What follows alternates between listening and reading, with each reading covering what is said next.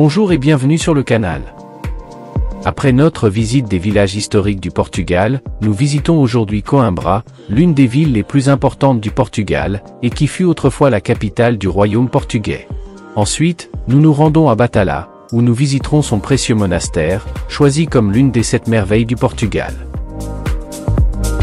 Et si vous aimez notre vidéo, n'oubliez pas de nous donner like, de vous abonner et d'activer les notifications afin que vous sachiez quand nous avons téléchargé une nouvelle vidéo.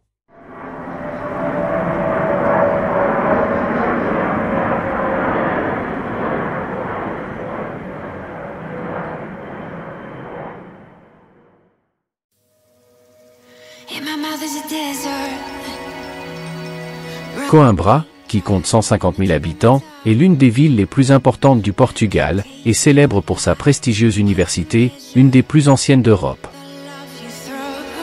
En ce qui concerne le stationnement, vous n'avez pas de problème, car à côté de la rivière vous trouverez un parking large et gratuit, et depuis lequel, en traversant le fleuve, vous arrivez en une courte promenade dans le centre historique. Plusieurs structures archéologiques telles que l'Aqueduc romain datent de la naissance de Coimbra à l'époque romaine, devenant entre 1131 et 1255, capitale du royaume du Portugal, créant en 1537 sa célèbre université. Nous commençons la visite, en traversant la rivière Mondego par le pont piéton Pedro Oiné, qui nous emmène vers la zone Bexa, l'une des 2 zones dans lesquelles la ville est divisée. Cette zone se trouve sur la rive de la rivière, et c'est là où se trouvent la plupart des locaux et des cafés, étant la zone commerciale et avec plus d'ambiance. Nous avons commencé à monter vers l'autre zone, la zone haute, où se trouvent la plupart des monuments de la ville. Pour la montée, si vous vous trouvez avec force, vous trouverez quelques raccourcis en forme d'escalier raide, qui vous feront peu à peu gagner de l'altitude, et avoir une vue panoramique plus large de la ville.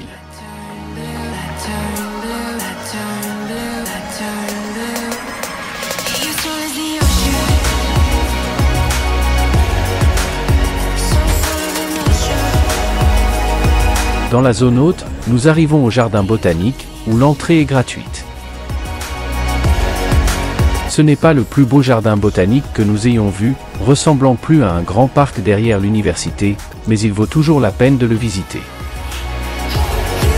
Cet espace vert, qui occupe une extension d'environ 13 hectares, se situe sur un terrain donné par les frères bénédictins, les jardins étant fondés en 1773 par le marquis de Pombal, responsable de l'aspect de la Lisbonne moderne. Le jardin est distribué en plusieurs escaliers, niveaux et avenues, où la forêt d'arbres exotiques et de bambous occupe les 2/3 du total de la surface. Il a une grande serre, datant de 1859, et qui est l'un des plus anciens bâtiments d'architecture en fer au Portugal. Il vaut la peine de le visiter, de se promener dans ses avenues arborées et de profiter de différentes places et de sources.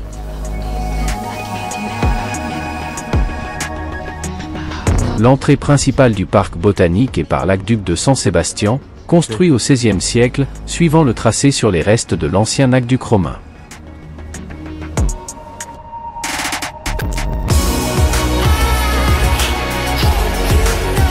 Nous arrivons à la célèbre université de Coimbra, en particulier à la place Dondini, où se trouvait autrefois le château de Coimbra, qui a été détruit pour construire ici un observatoire astronomique, qui fut finalement construit ailleurs.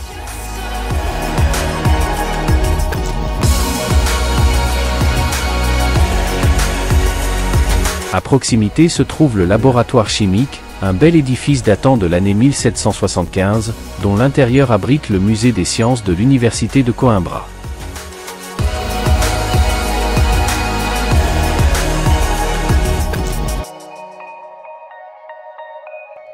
Devant le laboratoire chimique se trouve le Collège de Jésus, fondé en 1542 par la Compagnie de Jésus, et dont le but était de préparer des missionnaires pour tous les territoires découverts et conquis par les Portugais. Sur l'un des côtés de cette école se trouve la cathédrale nouvelle. Avec l'expulsion du Portugal de la Compagnie de Jésus en 1759, les biens du collège sont passés à l'université, et l'église est passée à la catégorie de cathédrale, la nouvelle cathédrale de Coimbra en 1772.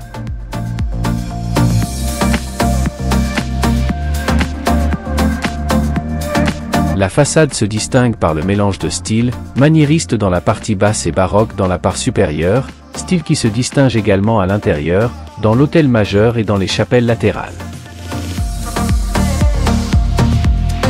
À côté de la cathédrale, nous trouvons le musée national Machado de Castro, situé dans l'ancien palais épiscopal, et reconverti en musée d'art.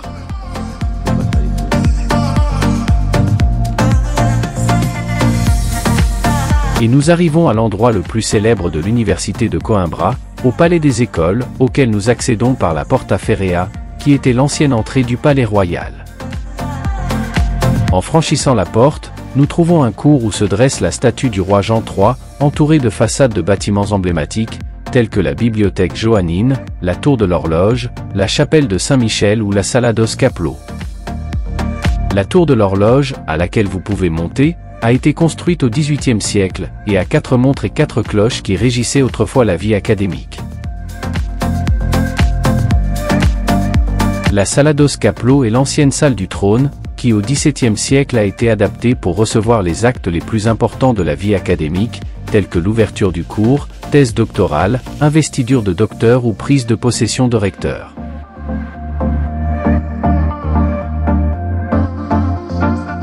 La chapelle de Saint-Michel, du XIIe siècle, est l'ancien oratoire du Palais Royal, faisant l'objet d'importantes œuvres de réforme d'agrandissement pendant la période manuéline.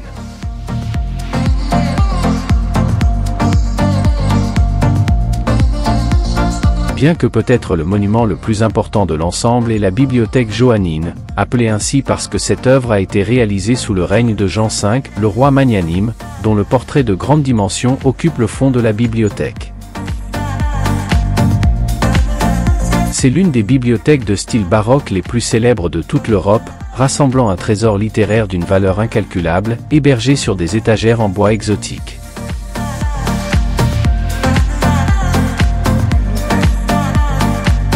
Nous avons quitté l'université, et nous avons commencé à descendre en trouvant l'ancienne cathédrale, construite dans les styles romans au XIIe siècle, étant la seule église qui a survécu à la période de la Reconquête, en se distinguant à l'extérieur l'aspect de château avec des créneaux, et dans l'intérieur, un élégant cloître gothique.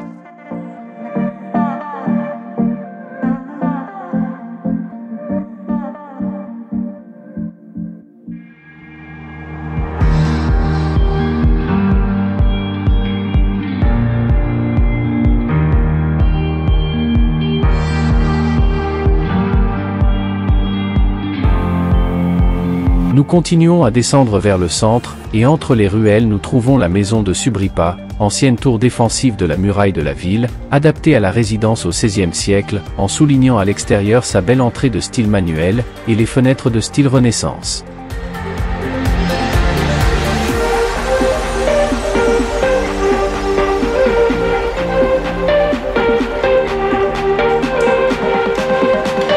Descendant par une rue pointue, nous trouvons la Tricana de Coimbra, une statue en bronze qui rappelle les femmes de Coimbra de la fin du XIXe siècle, qui, avec un lanceur, descendaient jusqu'à la rivière Mondego pour recueillir de l'eau, et qui était très présente dans la littérature portugaise et en particulier dans les fados.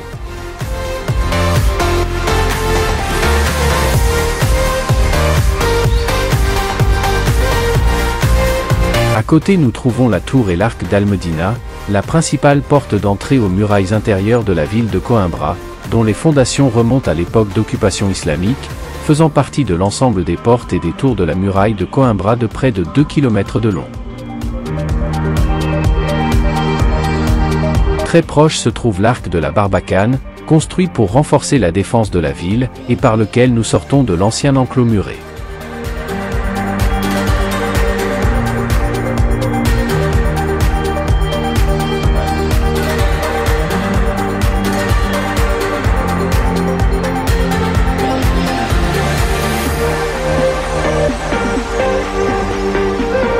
En descendant un peu plus loin, nous trouvons la place du commerce, une place peu fréquentée et belle, avec certaines des façades des bâtiments ornés de carreaux.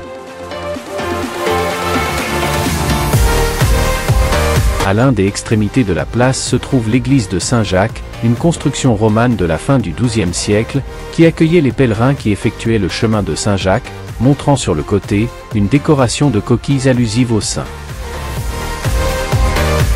Et ainsi peu à peu, nous arrivons sur la rive de la rivière, jusqu'à une petite mais belle place, présidée par une statue en l'honneur du politique Joaquim Antonio de Aguilar, sur laquelle se trouvent les façades de l'hôtel Astoria et de la Banque du Portugal.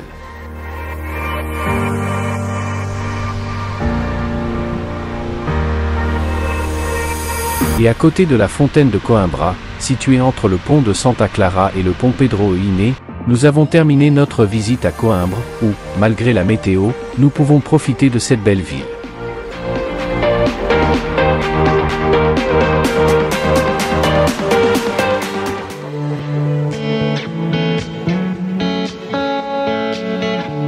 Batala, qui compte environ 15 000 habitants, est surtout célèbre pour son grand monastère, considéré comme l'une des 7 merveilles du Portugal. En ce qui concerne le parking, vous n'aurez aucun problème, car vous disposez d'un parking spacieux et gratuit, même pour les autocaravanes, et qui sont situés à côté du monastère. Comme nous l'avons dit, Batala est surtout célèbre pour son monastère, et la villa a été fondée par le roi Joaquim, ainsi que le monastery, pour remercier l'aide divine accordée dans la victoire de la bataille d'Aljubarrota, le 14 août 1385 contre les Castillais. Le monastère est officiellement appelé monastère de Santa Maria da Vitoria, et est considéré comme l'une des 7 merveilles du Portugal, étant en outre déclaré patrimoine de l'humanité. Le monastère a été construit pendant 2 siècles, du XIVe au XVIe siècle, pendant le règne de 7 monarques, et par lequel ont passé 15 architectes, et malgré l'imposant de l'édifice, n'a jamais été achevé. Construit dans le style gothique, sur la façade principale, se distingue le portique d'entrée, avec 78 sculptures liées à l'Ancien Testament, et finit dans sa partie supérieure, avec une scène de la couronnement de la Vierge, ainsi que les boucliers de Jean Ier et Philippa de Lancaster.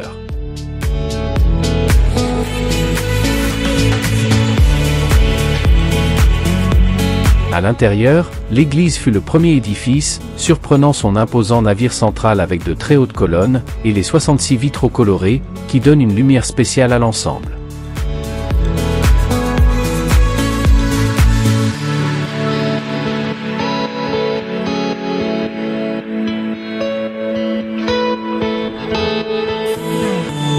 À droite de l'entrée, nous avons la chapelle du fondateur, l'un des bâtiments les plus importants du monastère. Cette construction de plan carré et centre octogonal, ornée de beaux vitraux, abrite au centre la tombe de Don Jean Ier et de son épouse anglaise, Philippa de Lancaster, dont le mariage a représenté en 1387 une forte alliance entre le Portugal et l'Angleterre.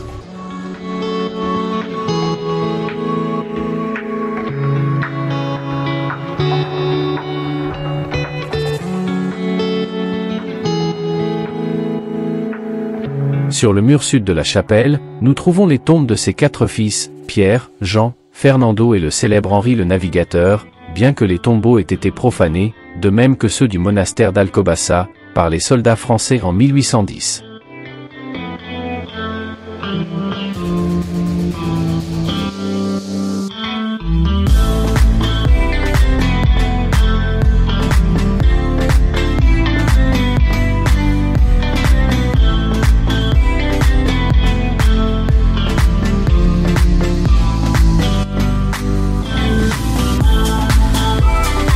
Dans le monastère, nous pouvons également profiter de 2 beaux cloisters.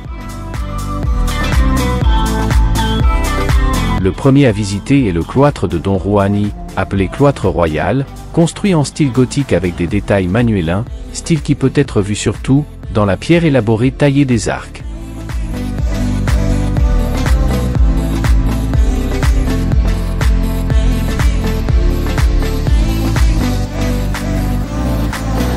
À côté de ce cloître, nous trouvons la Sala do Capitulo, construite au XVe siècle et ornée d'une belle vitrière du XVIe, et dont l'énorme voûte suspendue était considérée comme si dangereuse que pour sa construction seuls des prisonniers condamnés à mort étaient employés.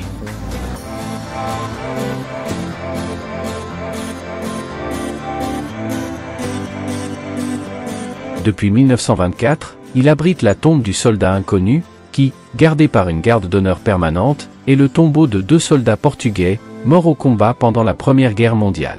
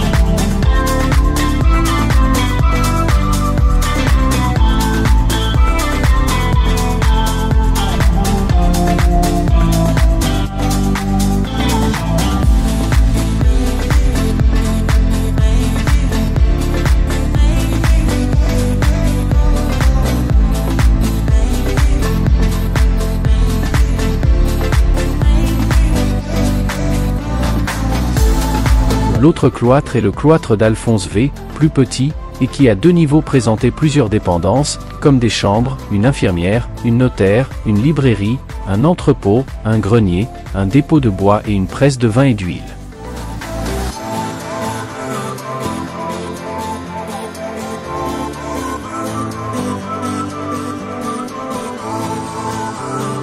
Dans ce cloître, dans l'ancien réfectoire et la cuisine, nous avons aujourd'hui un musée dédié aux soldats portugais, où des casques, des décorations, des trophées de la Première Guerre mondiale et des documents sont exposés.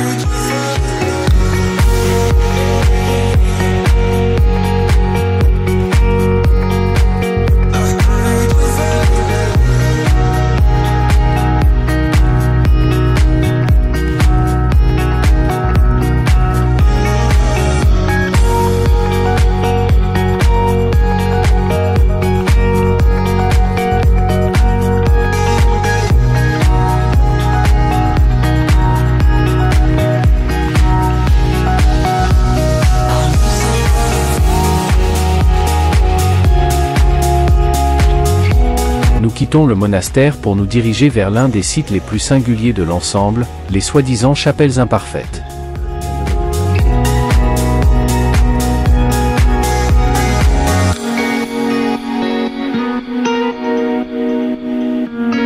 Conçues comme le Panthéon d'Édouard Ier, elles ont commencé dans son règne et ont été interrompues avec celui de Jean III, et contiennent à ciel ouvert les tombes d'Édouard I, Léonore, et l'infant Jean fils d'Alphonse V.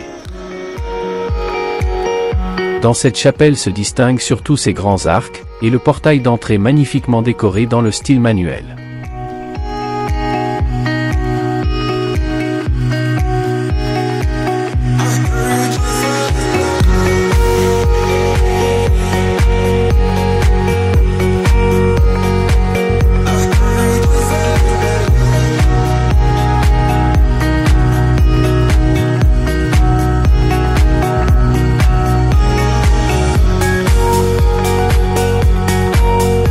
Et dans ce lieu singulier, inachevé mais précieux, nous terminons notre visite à l'imposant monastère, suivant notre visite dans la moitié nord du Portugal, où il ne reste que quelques jours de vacances.